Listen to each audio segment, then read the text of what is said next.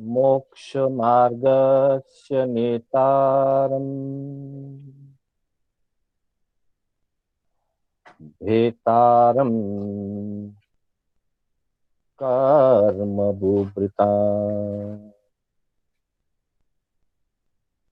ज्ञातारम् विश्वतत्त्वानाम् वन्दे तद्गुणलब्धये वन्दे तद्गुणलब्धये।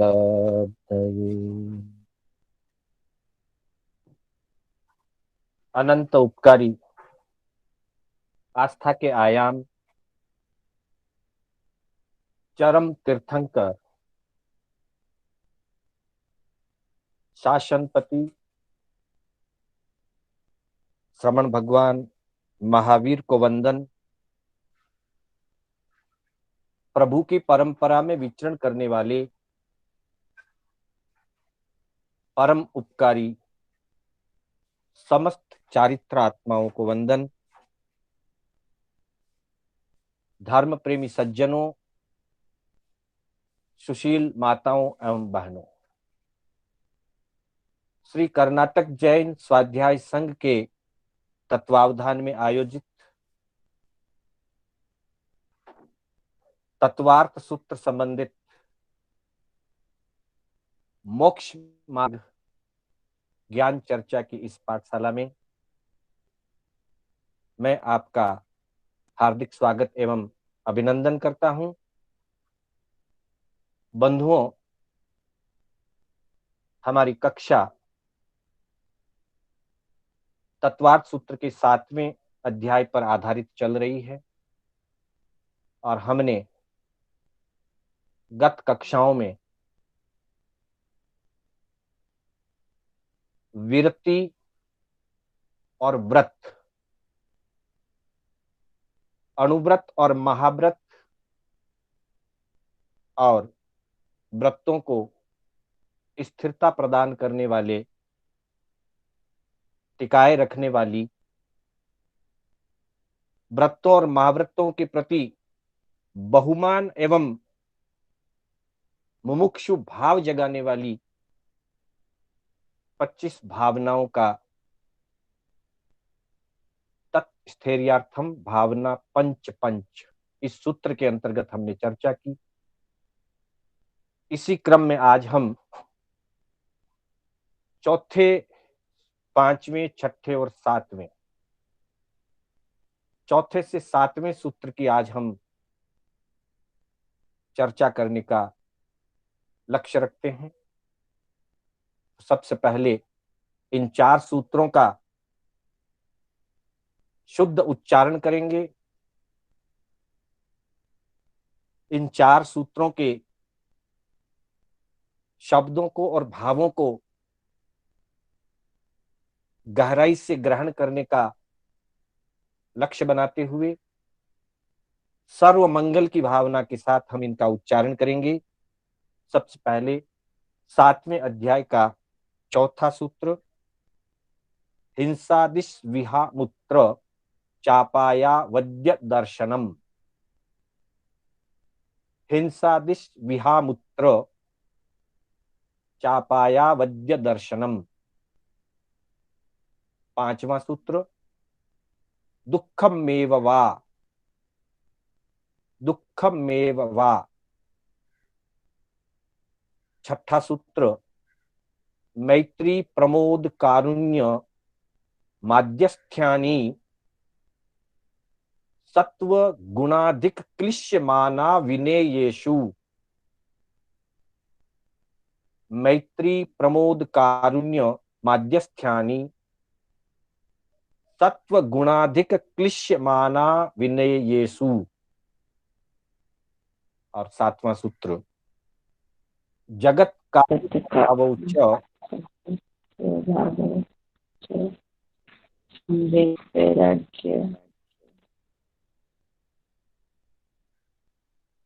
सातवां सूत्र वापिस सुनेंगे। जगत काय स्वभाव च संवेग वैराग्यार्थम जगत काय स्वभावोच्च संवेग वैराग्यार्थम। बंधुओं,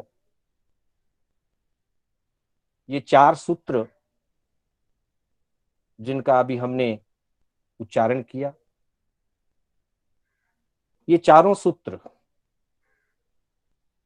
साधक के मन में, साधक के भावों में वैराग्य की वृद्धि कैसे हो, वैराग्य कैसे पुष्ट बने और किस प्रकार साधक के मन में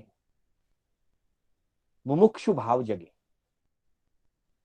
मोक्ष की अभिलाषा कैसे जगे और संसार से उदासीनता या संसार से वैराग्य की प्राप्ति किस प्रकार हो, उसके लिए किन बातों का, किन वस्तु स्थितियों का चिंतन आवश्यक है, कैसा चिंतन होना चाहिए, और ये चिंतन कोई मन गढ़ंत नहीं है, यह चिंतन मात्र व्रतों को ग्रहण करवाने के लिए एक भय या काल्पनिक प्रलोभन मात्र नहीं है। वस्तुतः यह चिंतन स्वभाव है, वस्तुतः यह चिंतन वास्तविकता है, यह चिंतन अटल सत्य चिंतन है। ये बात अलग है कि हम अपने मोह के आवेश में, स्वार्थ एवं प्रमाद में, अथवा अपनी मानसिक इच्छाओं की, इंद्रिय जन्य इच्छाओं की पूर्ति के लिए विपरीत दशा में चलते हैं, विपरीत दिशा में चलते हैं। पर वास्तविकता वो नहीं है। वास्तविकता ये है जो ज्ञानियों ने बताई है। अतः इन चार सूत्रों में ज्ञानियों ने जीवन और जगत, क्योंकि संपूर्ण संसार इन दो ही चीजों में रहा हुआ है, जीवन और जगत। तो जीवन और जगत की जो वास्तविकता है, उस वास्तविकता का बोध कराया है, उस वास्तविकता का परिचय दिया है कि साधक वास्तविकता के बोध से अगर वो स्वीकार कर ले, अगर वो उस पर श्रद्धा कर ले, सत्य पर श्रद्धा कर ले, तब निश्चित ही उस व्यक्ति को इस संसार से विरक्ति हो जाएगी। वो वास्तविकता क्या है, उसको समझाने के लिए गुरुजन एक दृष्टांत फरमाते हैं। सूत्र में रही हुई शब्दावली का परिचय करने से पहले हम उस दृष्टांत की ओर देखें तो जगत और जीवन का वास्तविक स्वरूप पता चलता है। तो गुरु भगवंत फरमाते हैं एक दृष्टांत के माध्यम से कि एक गांव में किसी सन्यासी का आना हुआ और वह सन्यासी स्वयं संसार का त्यागी था, संसार के आकर्षण को उसने छोड़ दिया था और अन्य लोगों को भी वह उसी मार्ग से परिचय कराता था। उस दशा में एक नवयुवक प्रतिदिन सन्यासी के चरणों में उपस्थित होता था और संसार के स्वरूप को, संसार की असारता को जानने समझने का प्रयास करता। परिणाम ये बना कि महीने 2 महीने के गुरु सानिध्य से उस युवक को संसार के प्रति वैराग्य भाव आ गया। उसने संसार को छोड़ने का मानस बना लिया, सन्यासी बनने का भाव बना लिया। जब वह सन्यासी उस गांव से दूसरे गांव की ओर जाने लगा तो वह युवक भी संसार त्याग की भावना से उन महात्मा के साथ रवाना हो गया, महात्मा के साथ चलने लगा, गांव से बाहर चलने लगा। लोगों को जब ये पता चला तब लोग उसके घर वालों के पास गए और कहा कि आपके घर का पुत्र बाबा जी के साथ जा रहा है। जब माता पिता को और पत्नी को इस बात की जानकारी मिली तो माता पिता ने और पत्नी ने उस युवक को रोकने का प्रयास किया और खास करके पत्नी तो जिद पे अड़ गई कि आप मुझे जीवन भर साथ देने के लिए प्रतिज्ञा करके लाए हो, मैं आपको किसी भी हालत में अपने से अलग जाने नहीं दूं। युवक ने समझाने का प्रयास किया, मनाने का प्रयास किया, पर बात नहीं बनी। आखिर युवक को स्वीकार करना पड़ा कि मैं नहीं जाऊंगा, बस गुरुजी से पूछ लेता हूं, गुरुजी को बता देता हूं और नहीं जाऊंगा, रुक जाऊंगा। वो गुरुजी के पास गया। गुरुजी ने उसको कुछ और आत्म शिक्षा दी। गुरुजी चले गए। युवक गांव में रह गया, परिवार में रह गया, घर वालों के साथ रह गया। 2 3 4 महीने का समय निकल गया। 4 महीने के बाद फिर गुरुजी उसी गांव में विचरते हुए आ गए। महात्मा वापिस उसी गांव में पधारे। फिर युवक महात्मा के पास जाता, उनका सानिध्य लेता, उनका लाभ लेता, उनकी सेवा में ज्ञान चर्चा, आत्म चर्चा करता। महीने 2 महीने गुरुजी वहां फिर विराजे। तब तक 6 महीने का समय पसार हो गया। गुरुजी वापिस जाने लगे, महात्मा वापिस उस गांव से जाने लगे। वह युवक फिर जाने लग गया। फिर गांव के लोगों के द्वारा घर वालों को पता चला कि आपके परिवार का सदस्य महात्मा के साथ जा रहा है। माता पिता ने कुछ विशेष न विरोध किया, न चर्चा की। पत्नी ने कहा जाता है तो जाए, यहां रह करके भी हमें कौन सा निहाल कर रहा है।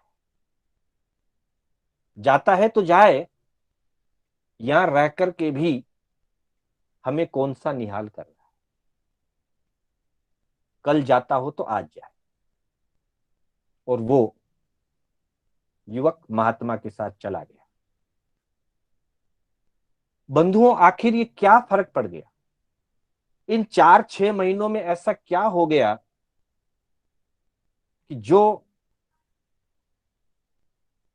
पहली बार उसको जिद करके रोक रहे थे, वही परिवारजन दूसरी बार उसको रोकने के लिए बात भी नहीं करते हैं और जाता है तो जाने के लिए छोड़ देते। तो गुरु भगवंत फरमाते हैं कि जब पहली बार वो गुरुजी से चर्चा करता है तो गुरुजी उसे एक गुरु मंत्र देते हैं कि अगर तुम्हें वैराग्य आ गया है, अगर तुम सच्चे अर्थों में सन्यासी का जीवन जीना चाहते हो और मात्र परिवार नहीं छोड़ रहा इसलिए तुम अटके हुए हो, तो उसका मार्ग बताया कि आज के बाद तुम बिल्कुल अलिप्त जीवन जियो। परिवार से, परिवार में रहते हुए भी आसक्ति ना रखो। हमेशा अपनी साधना में लगे रहो, अपने ध्यान में लगे रहो, अपनी भक्ति में लगे रहो और परिवार से, परिवार में रहते हुए अपने आप को अलग कर लो। अगर तुम्हें सच्चा वैराग्य है तो, और तुम घर में रहना चाहते हो तो तुम घर में रह सकते हो। अगर घर में आसक्ति है तो घर में रह सकते हो, और सच्चा वैराग्य है और तुम्हें अनुमति नहीं मिल रही है तो इस प्रकार का जीवन जीना शुरू करो। और वो पिछले 4-6 महीनों से उसी प्रकार का जीवन जीने लगे। घर में रहता है पर घर के किसी कार्य में हस्तक्षेप नहीं करता। घर में रहता है, घर के किसी भी व्यवस्था में कोई क्रिया और कोई प्रतिक्रिया नहीं करता, क्योंकि उसे जीवन और जगत का स्वरूप समझ में आ गया। परिवार में रहते हुए त्यागी की तरह जी रहा है। भोजन मिला कर लिया, नहीं मिला मांगा नहीं। सरस मिला सहज में ग्रहण कर लिया, ठंडा रूखा सूखा मिला सहज में ग्रहण कर लिया। न कुछ मांगना, न कुछ शिकायत करना, न किसी को डांटना, न किसी के कार्य में हस्तक्षेप करना। अपने अंतर्मन में अपनी भक्ति, अपना आत्मचिंतन, अपने ध्यान में मग्न हो गया। घर वालों के लिए किसी काम का नहीं रहा। व्यवहार की दृष्टि से घर वालों के लिए, परिवार वालों के लिए किसी काम का नहीं रहा। और तब घर वाले हो या पत्नी हो, वो यही सोचते हैं जाता है तो जाए, यहां रह करके भी कौन सा हमारे काम आ रहा है। ये है संसार का स्वरूप। स्वार्थ पूर्ति होती है तब तक व्यक्ति संसार में अच्छा लगता है। जहां स्वार्थ पूर्ति में बाधा आई, वहां व्यक्ति के प्रति अंतर के परिणामों में परिवर्तन आ जाता है। ये जानते हुए भी हम, ये कोई नई बात नहीं है, हम इस बात को जानते हैं। और जानते हुए भी इस संसार में हम हिंसा, असत्य, चोरी, अभ्रम और परिग्रह रूपी पापों का त्याग नहीं कर पा रहे हैं, नहीं कर रहे हैं। उसका एकमात्र कारण हमारी राग दशा है, हमारा मोह भाव है। उस मोह भाव से कैसे ऊपर उठें और हिंसा आदि पापों से कैसे बचने का मानस बनाएं, इसी बात को, इसी वास्तविकता को समझाने के लिए चौथा, पांचवा, छठा, सातवां सूत्र दिया है। चौथे सूत्र के अंतर्गत कहा है, हिंसादिश विहामुत्र चापाया वद्य दर्शनम। हिंसादिश विहामुत्र चापाया वद्य दर्शनम। संधि विच्छेद के रूप में, हिंसा आदिशु इह अमुत्र च अपाय अवद्य दर्शन। और पांचवें सूत्र में फरमाया है, दुखम मेव वा, अर्थात दुखम एव वा। ज्ञानीजन फरमाते हैं, हिंसा आदिशु अर्थात हिंसा, झूठ, चोरी, प्रमुख 5 पाप जिनका कथन इसी अध्याय के पहले सूत्र में हुआ है।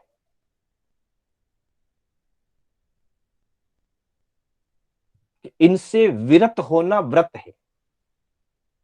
इन 5 पापों से विरत होना, 5 पापों से ऊपर उठना व्रत है।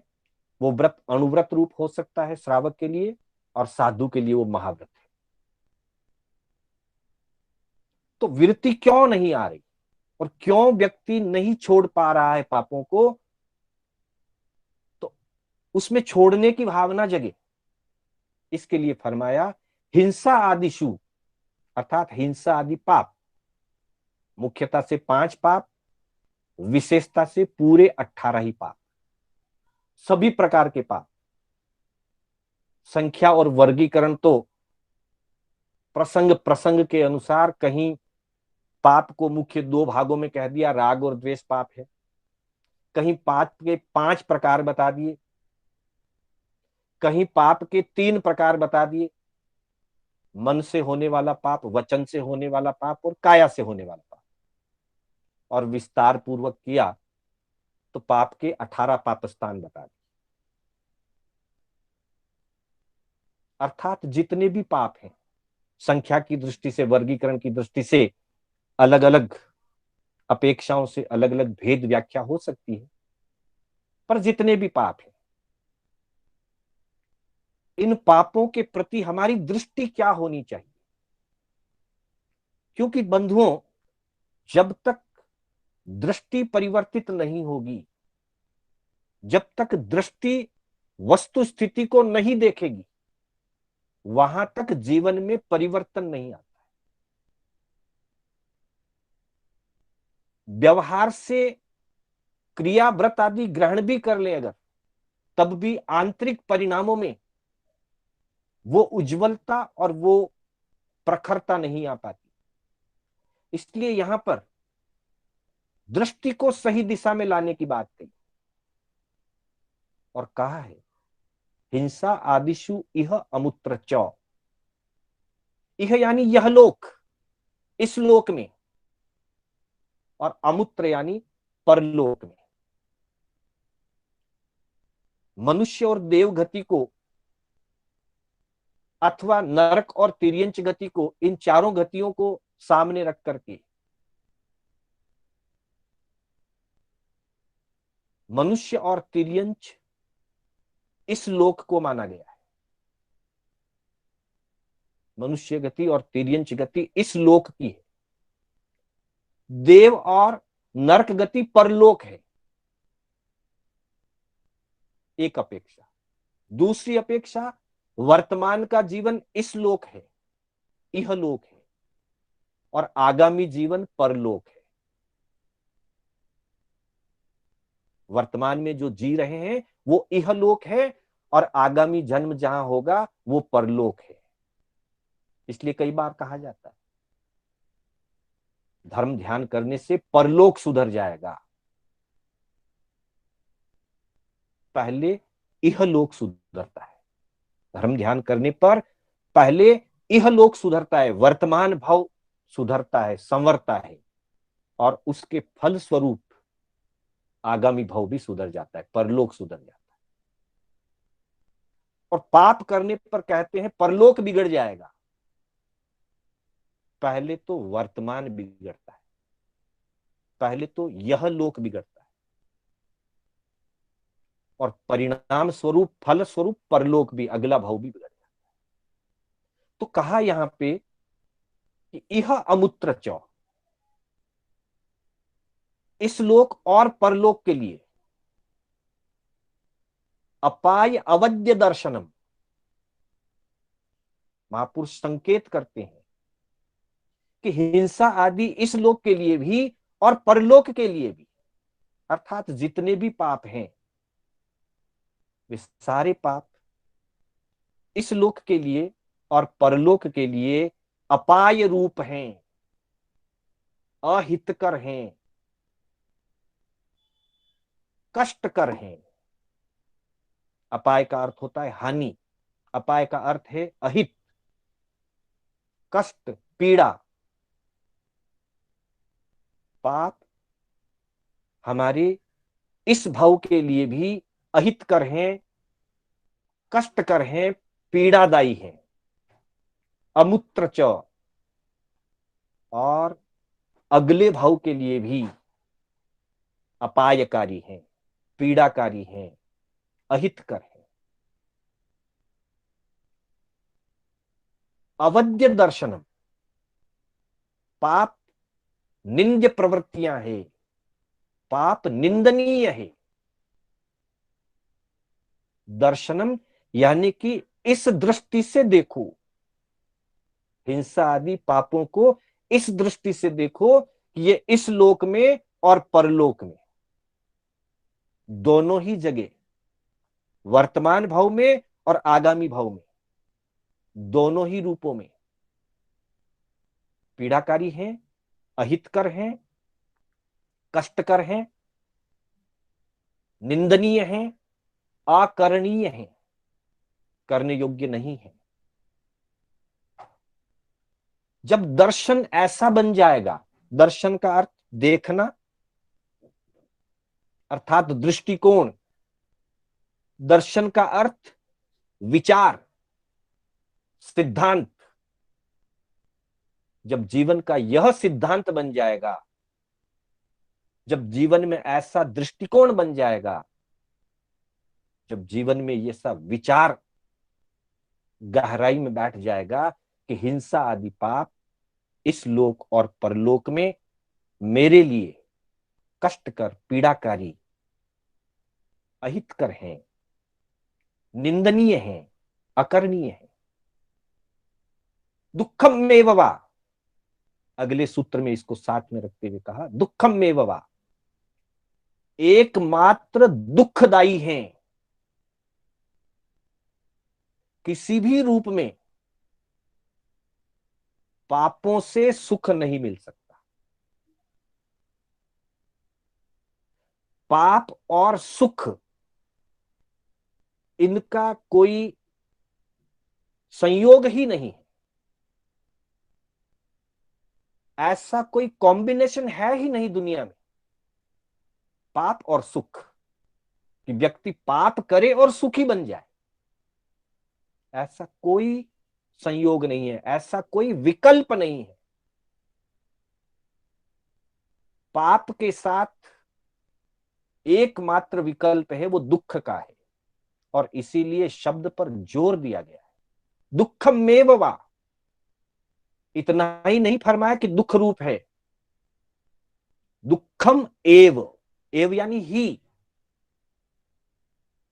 दुख रूप ही है। मतलब पाप के साथ जो संयोग होगा वो दुख का ही होगा, और किसी चीज का नहीं हो सकता। ऐसा जब चिंतन बन जाए, इस बात पर गहरी श्रद्धा हो जाए, दृढ़ विश्वास हो जाए कि पाप से दुख ही होता है, तब व्यक्ति के मन में पाप और पाप कार्यों से विरति भाव जागृत होता है, अन्यथा नहीं हो सकता। इसलिए इन दो सूत्रों में पापों के परिणाम को देखने की बात कही। पाप करता हुआ भी व्यक्ति भयभीत रहता है, पीड़ित रहता है, क्योंकि पाप करते हुए कषायों से अनुरंजित रहता है, पाप करते हुए संक्लेश परिणाम रहते हैं, दुख और पीड़ा वाले भाव रहते हैं, और पापों से अशुभ कर्मों का बंधन होता है। तब आगामी काल में, आगामी काल का मतलब इस भव में भी पाप उदय में आ सकते हैं, और स्थिति लंबी हो, अबाधा काल हो, आयु छोटा हो, तो इस भव में किए हुए पाप अगले भव में भी उदय में आ सकते, पर उदय में तो आएंगे। और पापों का फल कड़वा ही होता है। 10वें कालिक सूत्र में हमने अनेकों बार पढ़ा है। अयत्ना से कार्य करना मतलब हिंसा आदि पाप करना, तब वहां स्पष्ट फरमा दिया है, बंधई पावयम कम्मम, हिंसा आदि पापों से कर्मों का बंध होता है, पाप कर्मों का बंध होता है, और तम से होई कड़ुयम फलम, और उसका फल कड़वा होता है। अर्थात पाप करने से कटु फल की प्राप्ति होती है, दुख की प्राप्ति होती है। ऐसा चिंतन बनने पर व्यक्ति पापों से बचने का मानस कर सकता है। यही बात आगम के अंतर्गत ठाणांग सूत्र के चौथे ठाणे के दूसरे उद्देशक में फरमाया है। संवेग कैसे जगे, मोक्ष के प्रति अभिलाषा कैसे जागृत हो, इस अपेक्षा को लेकर के वहां धर्म कथाओं का वर्णन हुआ है चौथे ठाणे के दूसरे उद्देशक में। और वहां बताया है, यह लोग संवेगनी, परलोक संवेगनी, आत शरीर संवेगनी, पर शरीर संवेगनी। इस लोक के अंदर दुख है, इस लोक में पापों के कारण दुख बढ़ता है, ऐसा चिंतन करके संवेग, मुमुक्षु भाव जगाया जा सकता है। परलोक संवेगनी, पाप सिर्फ इस फल में ही पीड़ा नहीं देते, इस भाव में ही कटु फल नहीं देते हैं, परलोक में भी फल भोगना पड़ेगा, कटु फल भोगना पड़ेगा। ऐसा चिंतन करके संसार से वैराग्य भाव, संवेग का विकास होता है, संवेग की जागृति होती है। आत शरीर संवेगनी, अपने शरीर से, अपने शरीर के क्षणिक भाव को, अपने शरीर के नाशवान स्वरूप को जान करके भी व्यक्ति संवेग प्राप्त कर सकता है। पर शरीर संवेग, दूसरों के शरीर को, अर्थात जब हम किसी की मृत्यु आदि को देखते हैं, किसी को पीड़ा पाते हुए देखते हैं, बीमारी के कारण, कष्ट के कारण तड़फता हुआ देखते हैं, तब कभी कभी हमें वैराग्य भाव जगता है। पर वो दृढ़ नहीं हो पाता, क्योंकि हमारी दृष्टि चेंज नहीं हुई। दृश्य को देखते हैं और देख करके एक परिणाम आता है, लेकिन उस दृश्य को देख करके हम उस दृष्टि में, विचारधारा में वो दृढ़ता नहीं ला पाते, और इसीलिए महापुरुष कह देते मसाणिया वैराग। थोड़ी देर के लिए वैराग्य भाव आता है और फिर छूट जाता है। तो संवेगनी 4 प्रकार की कथाएं कही गई है। इहलोक संवेगनी, परलोक संवेगनी, आत शरीर संवेगनी, पर शरीर संवेगनी। इसी तरह से निर्वेगनी कथा के बारे में पूछा गया, तब बताया कि निर्वेगनी कथा, निर्वेद का मतलब संसार के भोगों से ऊपर उठना। वो कैसे जगे कि संसार से ऊपर उठे? तो 4 प्रकार बताए। कैसा चिंतन करे? कहा इह लोगे दुचिन्ना कम्मा, इह लोगे दुह फल विवाग संयुक्ता भवंती। अगर कोई व्यक्ति इस लोक में पाप करता है तो कभी कभी कुछ पापों का फल, दुह फल, दुख फल, कटु फल,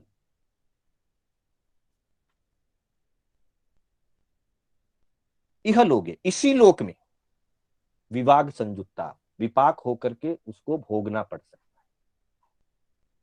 अर्थात कभी इस भाव में बांधे हुए फल इसी भाव में या इसी लोक में भोगने पड़ सकते हैं। और कभी इह लोगे दुचिन्ना कम्मा, पर लोगे दुह फल विवाग संयुक्ता भवंती।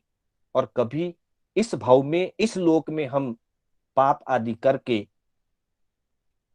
कर्म बांधते हैं, उनका दुखद फल इस भाव में नहीं आता है। कभी आता है, कभी इस भाव में नहीं आता है, तो आगामी भाव में भोगना पड़ेगा।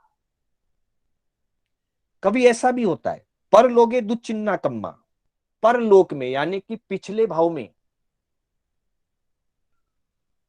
तिर्यंच में, देव में, मनुष्य में, नरक में रह करके हमने पाप कर्मों को बांधा।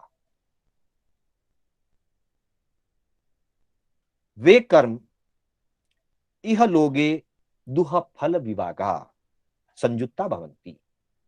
कभी कभी पहले बांधे हुए कर्म इस भाव में हमको दुख रूप से विपाक करना पड़ता है, दुख रूप से भोगना पड़ता है। और कभी कभी पर लोगे दुचिन्ना कम्मा, 2 भाव 3 भाव पहले कोई कर्म बांधे, अभी तक उनका विपाक नहीं हुआ, इस भाव में भी उनका विपाक नहीं हुआ, पर लोगे दुह फल विवाग संयुक्ता भवंती। पूर्व भाव में बांधे हुए अभी तक उदय में नहीं आए, तो आगे किसी भाव में आएंगे और दुख रूपी विपाक के फल को भोगना पड़ेगा। हम देख सकते हैं उदाहरण से, भगवान महावीर के जीव ने वासुदेव के भाव में कानों में खीले ठोके थे, उसके बाद कई भाव निकले, तब उदय में नहीं आए, और उनका पूर्ण विपाक महावीर के भाव में हुआ इतने जन्मों के बाद। ऋषभदेव प्रभु के लिए कहा जाता है कि अनजाने में ही सही, लोगों की भोलेपन के कारण बेलों के मुंह पर छींका बंधा हुआ रह गया। भगवान के भी निमित्त होने से अंतराय कर्म का बंध हुआ, इसी भाव में हुआ, इसी भाव में, ऋषभ के भाव में ही बांधे, ऋषभ के भाव में ही उदय में आए, पर दुख भोगना पड़ा, आहार की अंतराय मिली। तो कभी इस भाव में बांधे हुए इसी भाव में उदय आते हैं, किसी को इस भाव में बांधे आगामी भाव में उदय आते हैं। महाराज सैनिक आदि इस भाव में कई पाप कर्म किए, नरक आदि गति में गए, ऐसे बहुत सारे उदाहरण।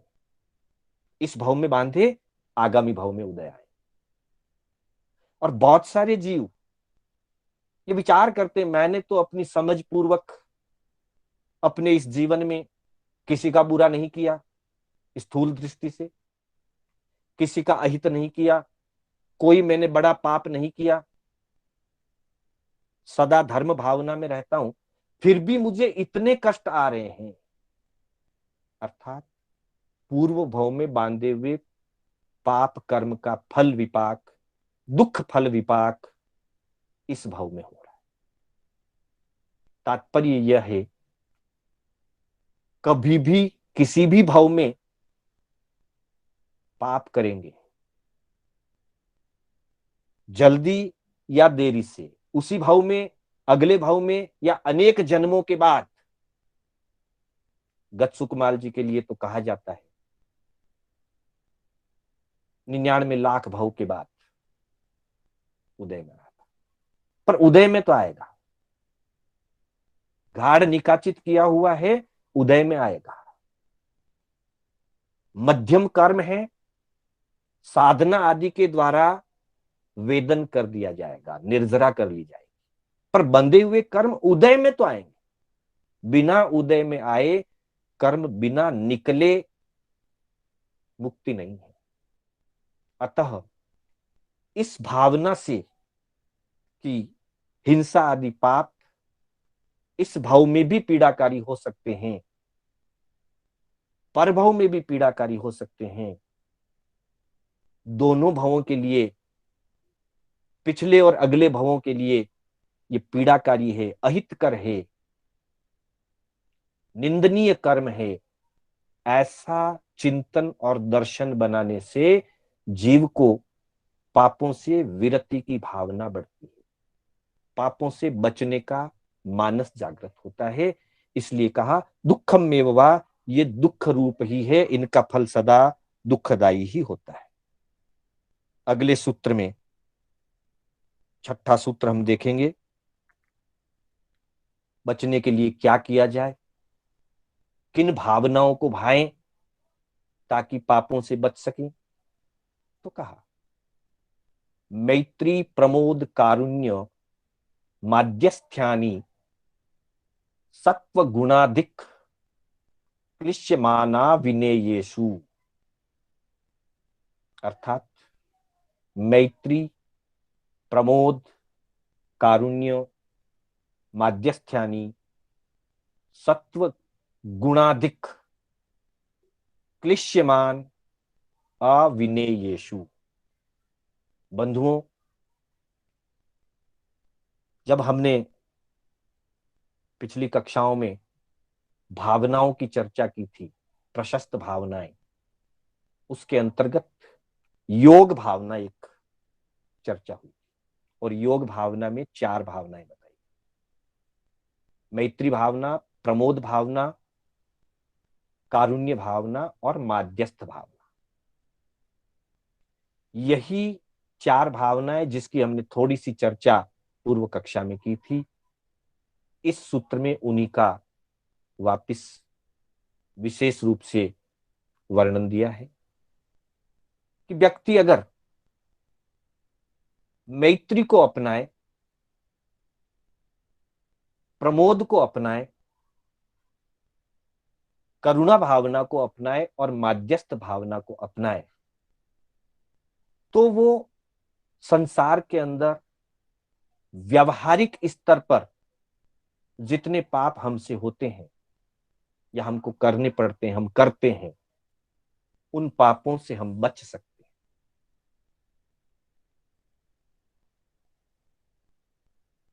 4 तो भावनाएं बताई और 4 उसके पात्र कहे। पहली भावना का पात्र है सत्व मात्र, दूसरी भावना का पात्र है गुणाधिक, तीसरी करुणा भावना, करुणा भावना का पात्र है क्लिश्यमान, और चौथी माध्यस्थ भावना, माध्यस्थ भावना का पात्र है अविनेयसु। बंधुओं, महापुरुषों का फरमाना है, अपने योगों को पाप से बचाने के लिए और अपने व्यवहार को निर्मल बनाए रखने के लिए, पाप रहित बनाए रखने के लिए इन भावनाओं का चिंतन और इन भावनाओं का जीवन में आचरण आवश्यक है।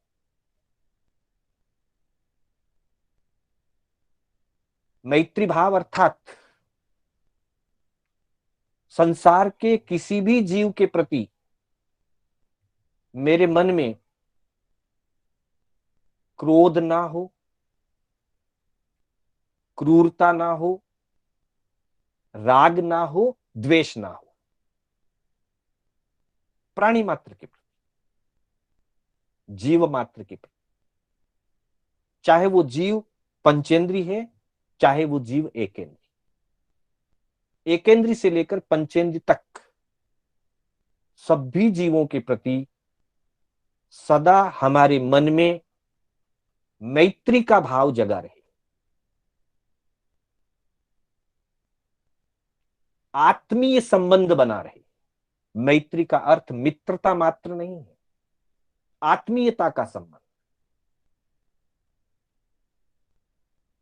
जिसके लिए कहते हैं सव्व भूयप्प भूयस्स। संसार के जितने भी जीव हैं वे सब जीव मेरी आत्मा के समान हैं। जैसी मेरी आत्मा है वैसी ही संसार के प्रत्येक जीव की आत्मा है।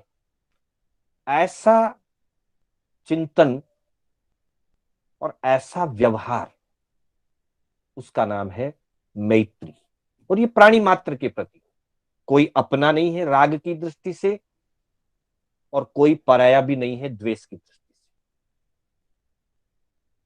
सब अपने हैं, सब अपने जैसे हैं, राग भाव नहीं। तो राग ना हो, द्वेष ना हो, और मुख्य रूप से क्रोध ना हो, क्रूरता ना हो किसी भी जीव के प्रति, प्रत्येक जीव के प्रति सहज परिणाम, आत्मीय भाव, आत्मोपम्य की भावना, मेरी आत्मा के समान ही दूसरी आत्माएं हैं। ऐसा भाव रखने से हम किसी भी जीव को पीड़ा पहुंचाने से बचेंगे। क्योंकि जब मेरी जैसी ही कोई आत्मा है तो मैं पीड़ा कैसे पहुंचा सकता हूं? मुझे कष्ट होता है, दूसरे को भी वैसा ही कष्ट होता है। कभी कभी व्यवहार में ये प्रसंग आता है, कोई व्यक्ति बहुत कष्ट में होता है और वो अपनी प्रतिज्ञा के अनुसार, अपनी व्यवस्था के अनुसार जो उसे करना चाहिए वो नहीं कर पाता है, और सामने वाला उस पर जब हावी होने लगता है तो कहता है आप बिल्कुल सही हैं, आपका गुस्सा करना भी वाजिब है, पर मेरी जो परिस्थिति है, एक बार आप अपने आप को मेरे स्थान पर रख करके देखो कि अगर ऐसी स्थिति में आप होते या मेरी स्थिति की जगह आप होते मेरी जगह, और ऐसी स्थिति होती तो आप क्या करते।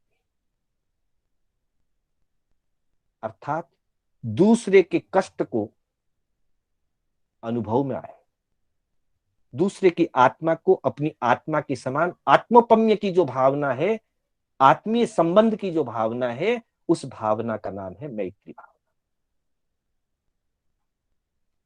जैसे ही हम वो वस्तु स्थिति को ध्यान में लेते हैं, हमारा क्रोध ठंडा हो जाएगा। पहली बात तो है क्रोध करना ही नहीं है, कदाचित हो गया तो मैत्री भावना को याद, प्रमोद, प्रमुदित भावना,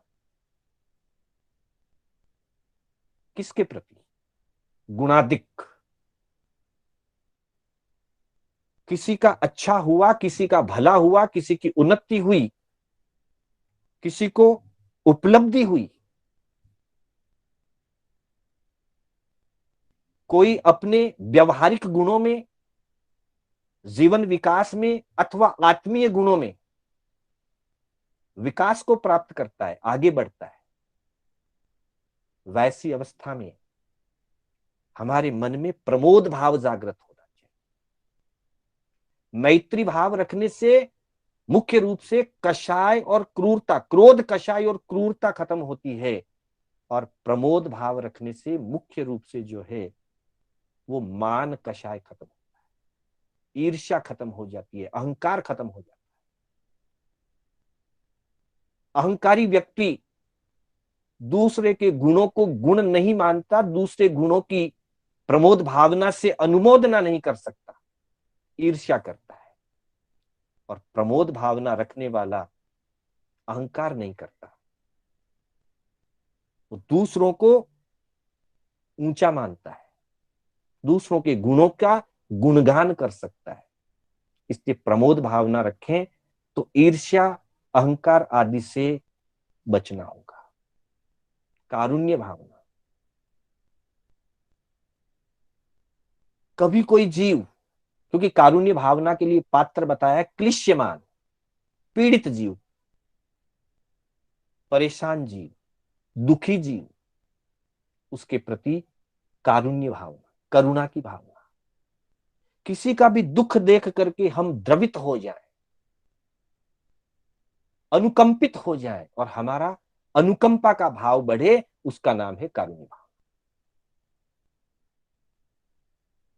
बहुत सारे दुखी जीव होते हैं और कई बार हम या कोई भी पीड़ित लोगों पर हंसते हैं उल्टा, या पीड़ित लोगों की पीड़ा का अनुभव नहीं करते हैं। तब अनुकंपा का, जो कि सम्यक्त्व का एक बहुत बड़ा लक्षण है, मुख्य लक्षण है अनुकंपा, अगर पीड़ित व्यक्ति को देख करके, दुखित व्यक्ति को देख करके अनुकंपा भावना जगा, अंतर में अनुकंपा जागृत नहीं हुई, तो हमारा सम्यक्त्व भी स्थिर नहीं रह पाएगा। इसलिए कहा, जो पीड़ा में जीव है उनके प्रति करुणा भावना अपनाए। करुणा भावना अपनाने पर हमारे द्वारा उनके प्रति हित हो सकेगा, कदाचित हित ना भी हुआ तो हमारे द्वारा उनका अहित नहीं होगा, अर्थात हम पाप की प्रवृत्ति से तो बचेंगे। और चौथा दिया है माध्यस्थ्यान, माध्यस्थ भावना, और उसका पात्र का है अविनेयेषु, अविनीत। यहां अविनीत का अर्थ सिर्फ आज्ञाकारी नहीं है, उस दृष्टि से नहीं। यहां अविनीत का या अविनयेषु का भाव जड़मति से, अज्ञानी जीव से। किसी को सन्मार्ग बताएं, किसी के लिए हम अच्छा कार्य करें, सहयोग करें, फिर भी वो विपरीत मार्ग में चलता है, हमारे लिए विपरीत परिणाम रखता है। हम उपकार करें और वो उल्टा हमारे प्रति अपकार का भाव रखता है। सामान्य स्थिति में सामान्य व्यक्ति को ऐसी दशा में क्रोध आना बहुत सामान्य बात है, पर ज्ञानी जन फरमाते हैं कि क्रोध आएगा तो फिर पाप की प्रवृत्ति है, फिर पापों में जाएगा व्यक्ति। तो कहा कि ऐसी स्थिति में ऐसे जीवों के प्रति माध्यस्थ भाव रखे, यानी कि अपना कर्तव्य मैंने किया है, अगला उसका भला माने ना माने, मैं उसका बुरा नहीं मानूंगा। अगला भला मानता है, अच्छी बात है, तब तो तकलीफ नहीं, लेकिन मेरा भला करने पर भी अगला बुरा मानता है, हित शिक्षा देने पर भी अगला विपरीत परिणाम रखता है, सन्मार्ग का दर्शन कराने पर भी अगला अविनीतपना रखता है, और उपकार का बदला अपकार से चुकाता है। अगला बुरा मानता है अगले की बात, पर मैं उसका बुरा नहीं मानूंगा। ऐसी परिस्थितियां करने पर भी, मेरे प्रति ऐसा प्रतिकूल व्यवहार करने पर भी, मैंने जिसके लिए अनुकूल व्यवहार किया है वो मेरे प्रति प्रतिकूल व्यवहार करे, वो अविनय है, वो जड़मति है, वो विपरीत भावों वाला है, मैं उसका बुरा नहीं मानूंगा।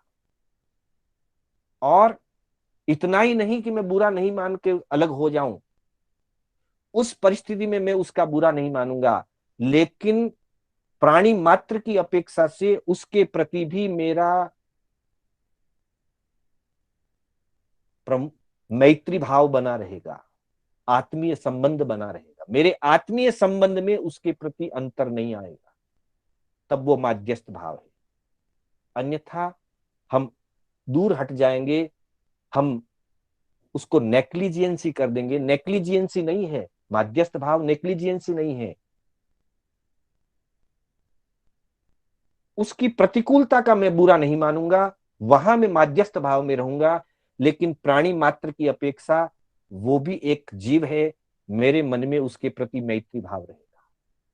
उसकी कोई भी अच्छाई अगर सामने आएगी, कभी भी उसका अगर अच्छा और भला होगा, तो मेरे मन में उस स्थिति में भी उस जीव के प्रति, जैसे अन्य जीवों के प्रति हमारे मन में गुणादिकों के प्रति प्रमोद भाव रहता है, उसके प्रति भी मेरे मन में प्रमोद भाव रहेगा। और कभी वो पीड़ा में, कष्ट में, तकलीफ में आ जाएगा, चाहे उसने मेरे लिए कितना भी प्रतिकूल व्यवहार किया, अगर वो प्रतिकूलता में आ जाएगा, उसके जीवन में कोई प्रतिकूलता आ गई, कोई पीड़ा की स्थिति बन गई, तो जैसे मैं अन्य सामान्य जीवों के लिए कारुण्य भावना रखता हूं, उस जीव के प्रति भी कारुण्य भाव रखूंगा और करुणा वाला व्यवहार करूंगा उसके साथ, उसके प्रति प्रमोद भाव रखूंगा, उसके प्रति मैत्री संबंध, आत्मीय संबंध रखूंगा। मात्र जिस परिस्थिति में वो मेरे प्रति प्रतिकूल रहता है, उस परिस्थिति में मैं उसका बुरा नहीं मान करके माध्यस्थ भाव में रहूंगा, न्यूट्रल हो जाऊंगा। उस चीज के प्रति मैं कोई प्रकार की प्रतिक्रिया नहीं करूंगा। ये है माध्यस्थ भाव। ये जब जीवन में आता है, सत्वेषु मैत्री गुणिषु प्रमोदम क्लिष्टेषु जीवेषु कृपा परत्वम माध्यस्थ भावो विपरीत वृत्तो सदा ममात्मा मम देव देव। तब प्रभु से ये प्रार्थना की जाती है कि प्रभु हमेशा मेरे में वो शक्ति जागृत हो कि मैं प्राणी मात्र के प्रति मैत्री रख सकूं, गुणवानों के प्रति प्रमोद भाव जगा सकूं, दुखी जीवों के प्रति करुणा और अनुकंपा का व्यवहार कर सकूं, और विपरीत मति वालों के प्रति, जड़ मति वालों के प्रति माध्यस्थ रह करके सम भाव में रह सकूं, प्रतिक्रिया से बच सकूं, तो मैं पापों से बच सकता हूं। इस तरह से इन भावनाओं को बार बार चिंतन करने से और इन भावनाओं का जीवन में अनुपालन करने से जीव बहुत सारे पापों से बच सकता है और वह व्यक्ति विरति भाव की तरफ आगे बढ़ सकता है, व्रत और महाव्रतों की तरफ आगे बढ़ सकता है। समय पूरा हो गया है। 7वां सूत्र आज करना चाहते थे, आगे अगली क्लास में हम 7वां सूत्र लेंगे। मैं अपने शब्दों को यहीं विराम देता हूं। पुनः श्री कर्नाटक जैन स्वाध्याय संघ बैंगलोर के द्वारा मैं शांतिलाल बोहरा आप सभी का आभार व्यक्त करता हूं, और मेरे द्वारा बोलने में कोई स्खलना हुई हो अथवा कोई भी जिनाज्ञा विपरीत कथन हुआ हो, जाने अनजाने हुआ हो, उसके लिए मैं आप सभी की साक्षी से, संघ की साक्षी से, पंच परमेष्टि की साक्षी से, आत्म साक्षी से मिच्छामि दुक्कडम करते हुए जय जिनेन्द्र।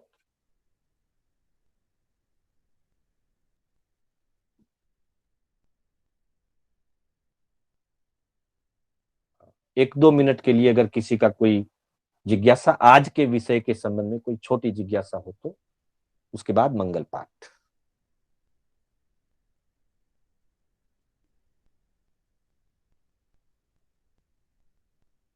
हाँ लोढ़ा जी, मंगल पाठ करेंगे।